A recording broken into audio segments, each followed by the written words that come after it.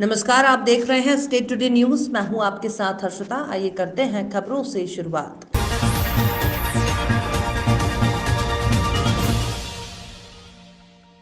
संस्कारधानी जबलपुर में मध्य प्रदेश एमेच्योर खो खो संघ द्वारा सीनियर राष्ट्रीय खो खो प्रतियोगिता का आयोजन किया जा रहा है।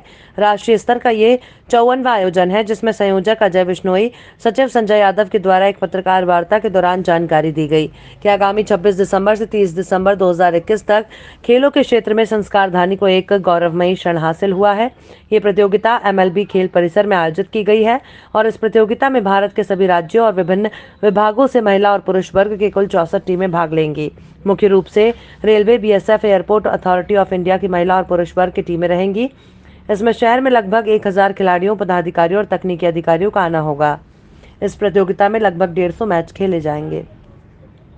मनावर पुलिस ने गांजा की तस्करी करने वाले 2 लोगों को 22 किलो गांजे के साथ गिरफ्तार किया।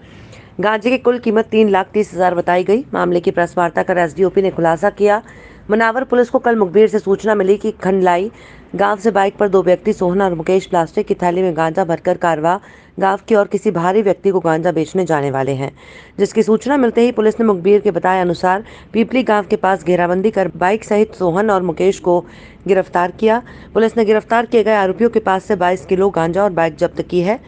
पुलिस ने जिसकी कीमत 3,30,000 रुपए बताई है। उक्त मामले की जानकारी मनावर SDOP धीरज बब्बर ने प्रेस वार्ता कर बताई। Sub inspector Baghel, sub inspector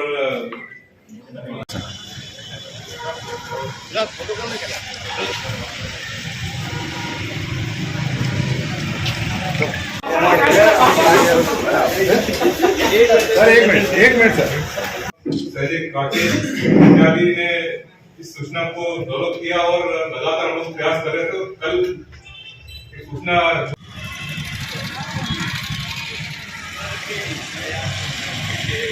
विभागीय अधिकारी पुलिस धीरज बब्बर मनावर अवैध मादक पदार्थ के विरुद्ध कार्रवाई चलाई जा रही है और इसमें सभी थाना प्रभारी को निर्देशित किया था कि इसमें जो कार्रवाई की जाना है।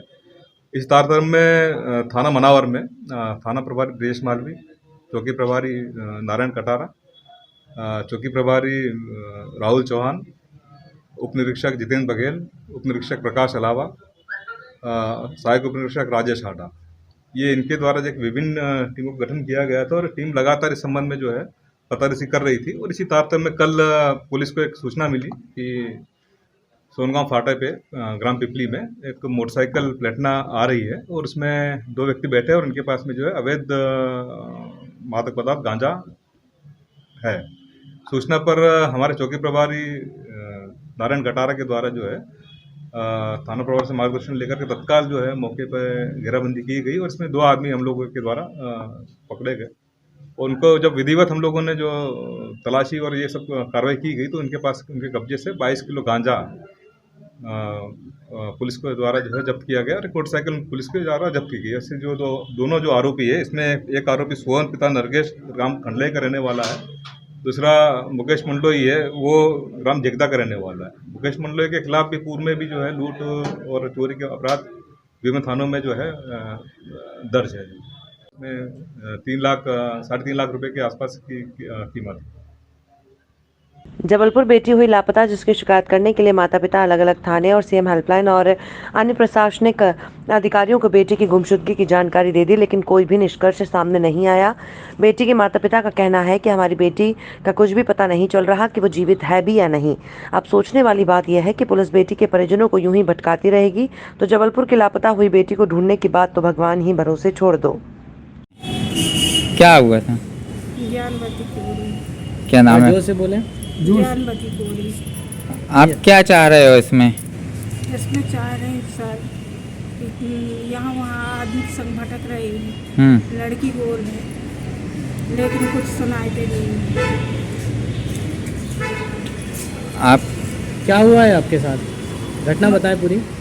मायके गई थी, वहाँ से वापिस आई तो सैपरा में उतरी तो लड़कियाँ बोल रही। पुलिस इस बारे में क्या बोल रही है आपके इसमें? सैपरा थाने में लगाई तो सैपरा थाने में भी नहीं सुनाई थी कि आधार ताल जाओ। आधार ताल आते हैं तो सैफरा वाले बोला क्या नाम है आपका? जानवती बोले लड़की का क्या नाम था? सोनम। क्या चाह रहे हैं आप? बस लड़की मिल जाए। मेरा नाम रामगोपाल कोरी है। आधारताल सुभाष नगर और नेता कॉलोनी में रहता हूँ। मेरी पत्नी 22 तारीख को यहाँ से हमारा आधारताल से गई थी डिंडोरी से लौट रहे सैपुरा उतरी और वहाँ पे मेरी बच्ची भी सोनम नाम है जिसका, वो साथ में रही। वहाँ से भरा थैला लेके कहीं गायब हो गई, तो अभी तक नहीं मिल रही। और मैं पुलिस थाने के चक्कर लगा रहा हूँ। पुलिस सैपुरा वाले बोल रहे हैं जबलपुर जाओ, जबलपुर वाले बोल रहे हैं सैपुरा जाओ। मैं बस इसमें भटक रहा हूँ, आज तक मुझे कोई सुनवाई नहीं हुई। थैले में क्या कोई कीमती चीज़ थी? जी सर, थैले में जेवर थे सर, गहने 5-6 लाख के जेवर हैं, सोने चांदी के। आपकी बच्ची की उम्र कितनी है? वो है 17 साल। नाबालिग। हाँ, 16-17 साल। क्या आशंका लग रही है आपको? अब क्या मालूम सर, बच्ची के कोई किडनैप की है कि लापता है कि कहाँ है, अपन ये कुछ नहीं बता सकते। पुलिस वालों ने क्या बोला इस विषय में? पुलिस वाले ने बोला आधारताल जाओ, आधारताल आए तो आधारताल वाले ने सैपुरा जाओ। बस इसी में हम भटक रहे हैं। कोई सुनवाई नहीं हुई अभी तक कोई सुनवाई नहीं। आपने थाने में कोई आवेदन दिए हैं? हाँ सर, दिया है आवेदन, ये है सर, 2-3 आवेदन दे चुका हूँ। सब आवासन दे रहे हैं, बाकी अभी तक कुछ नहीं हुआ। आज 15 दिन हो गए। क्या चाह रहे हैं आप इसमें? सर यही न्याय चल रहा है कि मेरे को बच्ची मिल जाए तो सामान मिल जाएगा। ठीक है, आपका नाम बताइए। रामगोपाल कोरी, आधारताल नेता कॉलोनी में रहता हूँ। ठीक है। वाराणसी में जिस तरह से विकास के काम हुए हैं उससे एक उदाहरण पेश हुआ है कि कैसे स्थानीय स्किल और उत्पादों को एक पहचान दी जा सकती है। ऑल इंडिया मेयर्स कॉन्फ्रेंस को संबोधित करते हुए पीएम नरेंद्र मोदी ने ये बात कही। पीएम नरेंद्र मोदी ने कहा कि मैं शहरी विकास मंत्रालय का धन्यवाद देता हूं कि इतने अद्भुत विकास कार्यों के लिए उन्होंने वाराणसी को चुना। उन्होंने कहा कि हमारे ज़्यादातर शहर परंपरागत हैं और उसी को ध्यान में रखते हुए शहरों का विकास किया जाना चाहिए। हम इस स्थान से समझ सकते हैं कि कैसे लोकल स्किल और उत्पादों को शहर की पहचान बनाया जा सकता है। इसके साथ ही शहरों में ट्रैफिक की समस्या से निपटने पर भी पीएम मोदी ने सुझाव दिया। उन्होंने कहा कि शहरों में फ्लाईओवर की संख्या बढ़ाते जाना यातायात की समस्या का स्थायी समाधान नहीं है। सुगम यातायात का एकमात्र उपाय सार्वजनिक यातायात ही है, इसे बढ़ावा देना पड़ेगा। उन्होंने कहा कि अपने शहर के किसी मशहूर वस्तु की ब्रांडिंग के नवोन्मेष उपाय करें जिसमें उस वस्तु को देश दुनिया तक पहुंचाया जा सके।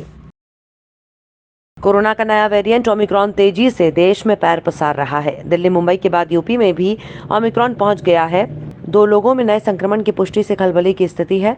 गाजियाबाद के बुजुर्ग दंपति में ये वेरिएंट मिले हैं। पिछले महीने दोनों मुंबई से आए थे। दोनों 3 दिसंबर को कोरोना पॉजिटिव पाए गए। संपर्क में आने वाले 3 और लोग संक्रमित मिले हैं। सभी को होम आइसोलेट किया गया था। अब सभी स्वस्थ हो चुके हैं। जीनोम की जांच के लिए सैंपल दिल्ली भेजे गए थे। रिपोर्ट अब आई है। देश में कोरोना केसों की संख्या 100 के पार चली गई है। केंद्रीय स्वास्थ्य और परिवार कल्याण मंत्रालय ने शुक्रवार को बताया कि कोरोना संक्रमण का ये नया वेरिएंट देश के 11 राज्यों और केंद्र शासित प्रदेशों में फैल चुका है।